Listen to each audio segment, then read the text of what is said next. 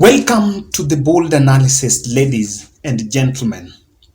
And in this analysis, I have decided to accept an invitation by majority of our subscribers here who has been asking me during the day why I am not commenting about the Mtumba storm after Raila Odinga's Manifesto launch. And I want to say categorically that I am so disappointed, one, by mainstream media and online influencers, because Raila Odinga's manufacturing pitch, which Kenyans were supposed to have a very good opportunity to question, was turned to be a Mtumba propaganda. Now, in this video, I will try to answer some fundamental questions that are emerging. But before that, I want to explain, or rather to reveal to our viewers now, why Raila Odinga's Mtumba statement was just plucked from a wider manufacturing pitch.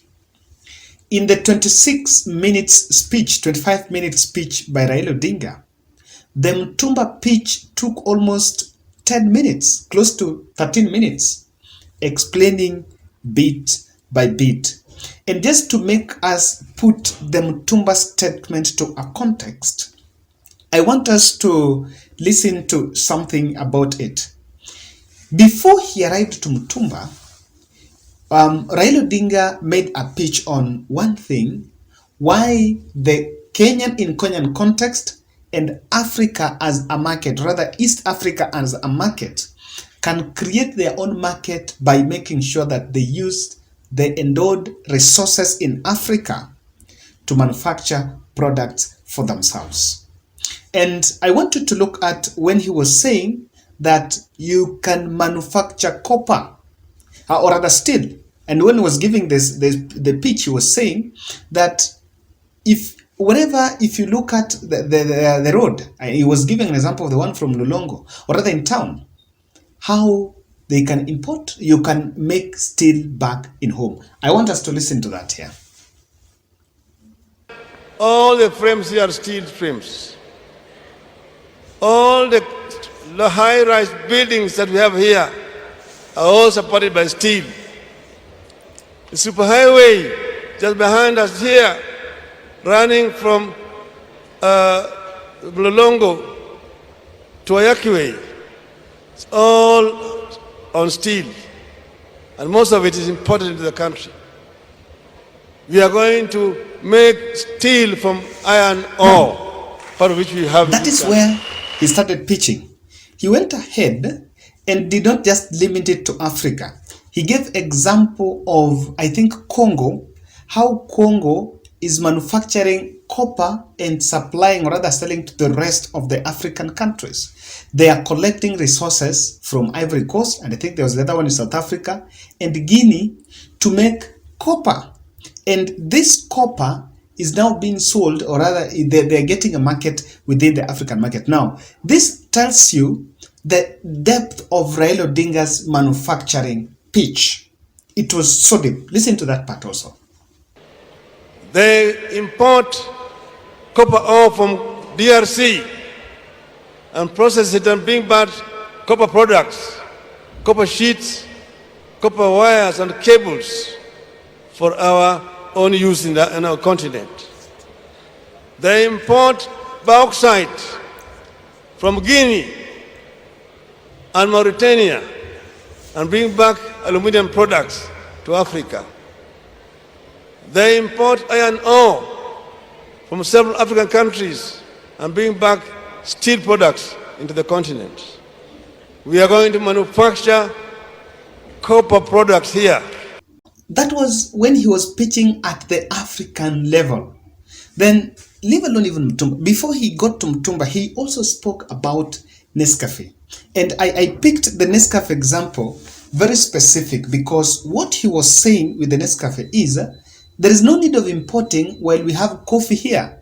Our coffee is being exported. Then after they exported, it is used to process Nescafe. Then we import Nescafe. Why didn't we produce from home?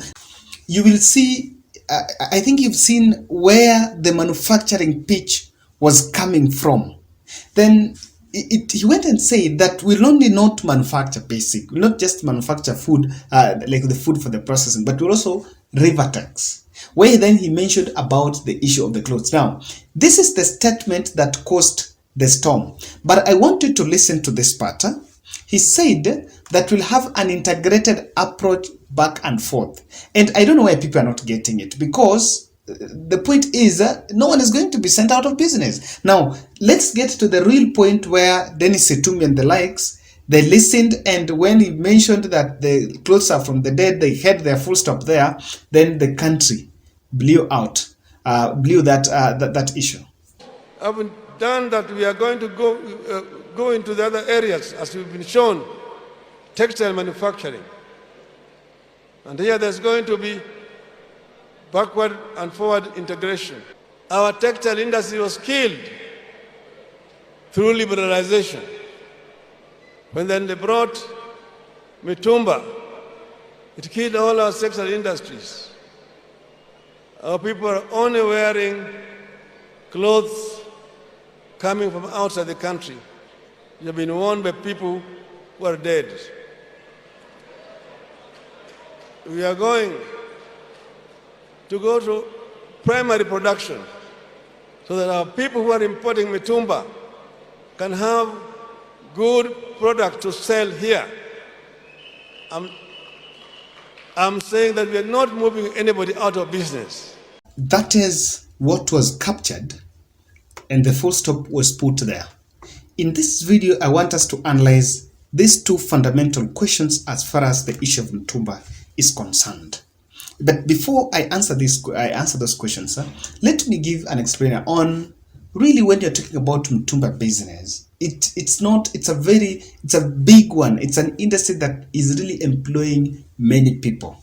But then the question that and when it was blown out of proportion, the next day you saw I think it was Itumbi and Emmanuel Talam, the communications director at Deputy President's office, and Nelson Harvey now going to make public just to elicit debate, now going to buy socks in public. Okay, fine, it's good.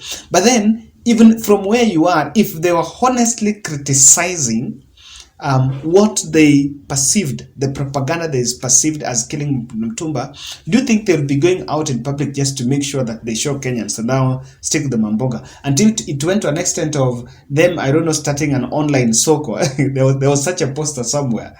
I want us to answer these two questions that propagated all this narrative.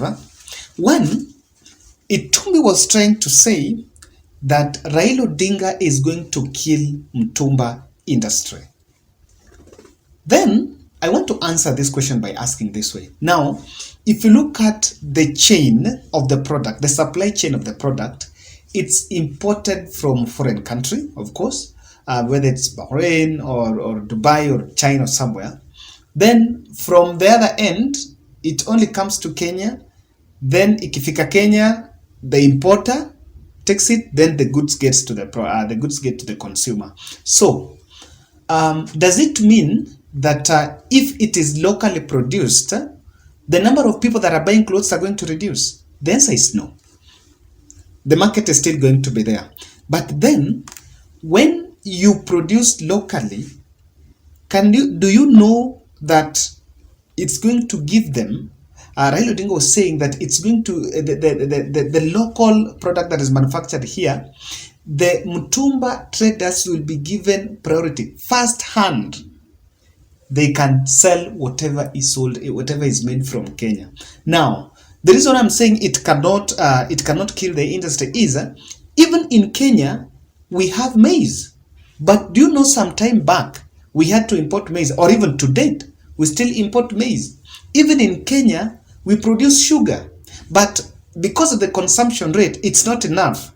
We are also still forced to import from other countries. So whatever is going to be produced in Kenya, it is not going to kill, because it is going to be a subsidy or rather it's going to complement whatever these people are going to import from the other countries. And it is not very likely that we not even have our own Mtumba. If Raila, if what Raila was saying, that we are putting on the clothes that have been used by other people, ex-UK, who has never bought ex-UK. Even cars are being bought in this country which are ex-UK. Kila kitu, laptops, electronics. Now, the truth of the matter, ladies and gentlemen, is this, huh? Even if we produce from home, we can still have our own Mtumba. Kama tunatoa huku, then even to date, mtu kama nguo yangu hivi, I can still toa na niweke na nijaze na niti niuze. So we are also going to expand the market. And the fact that Raila Odinga is saying we can manufacture from home does not limit anyone from importing, honestly. But it's just expanding. So at some point, if the equilibrium is going to balance, then someone will be like, niende Rivertex ama niende China. The one that you find it's easy for you, you're gonna go for that. But I'm not sure whether clothes are imported from China. Then will manufacturing create the boom jobs that we're talking about? I want to invite you one day, just go through to EPZ, Export Processing Zone. Iko hapo on your way past Shalom, between Shalom and Kitengela. Jioni, just look at the inflow and outflow, the number of people getting in and the number of people getting out. Watu walifanya night shift, wengine wakafanya day shift. Quite a big number of people. And secondly, apart from people who are going to be employed in the manufacturing, or maybe in the manufacturing company, that's one front of people getting employed.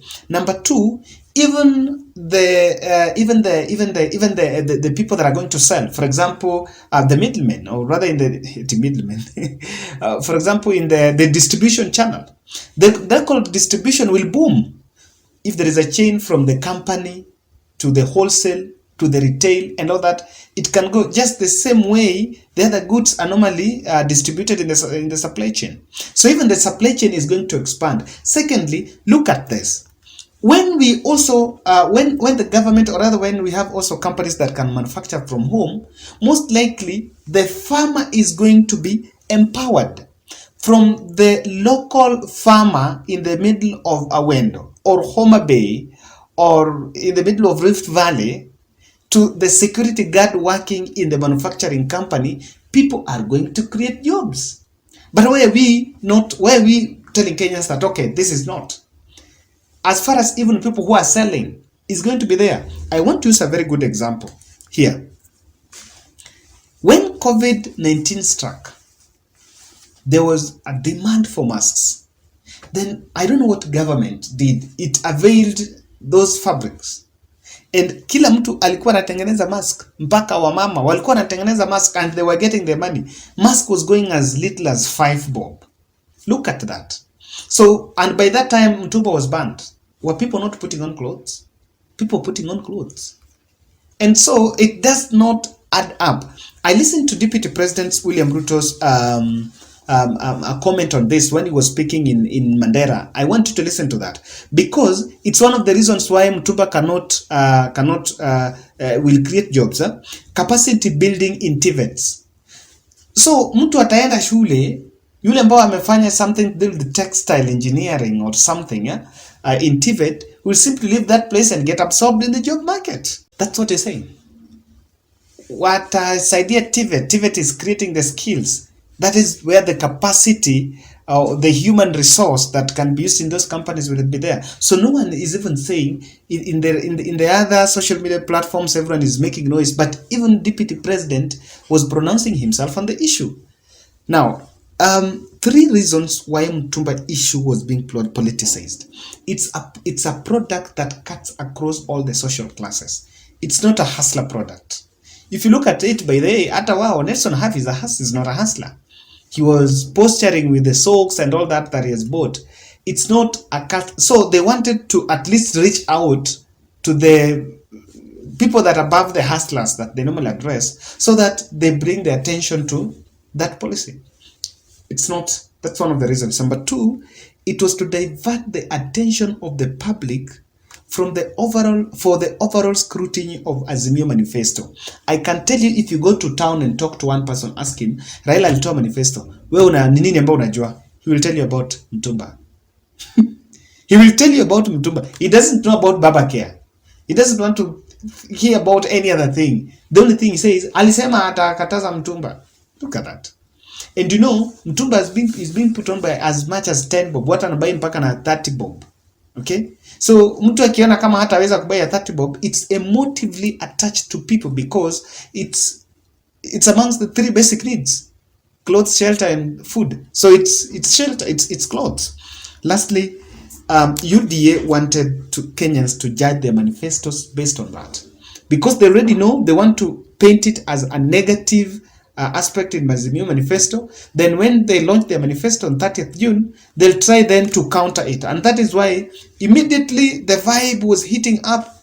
They came up and said, we are also going to give our manifesto on 30th June. Ladies and gentlemen, that's my fact check, or rather it's my opinion on that Mtumba propaganda.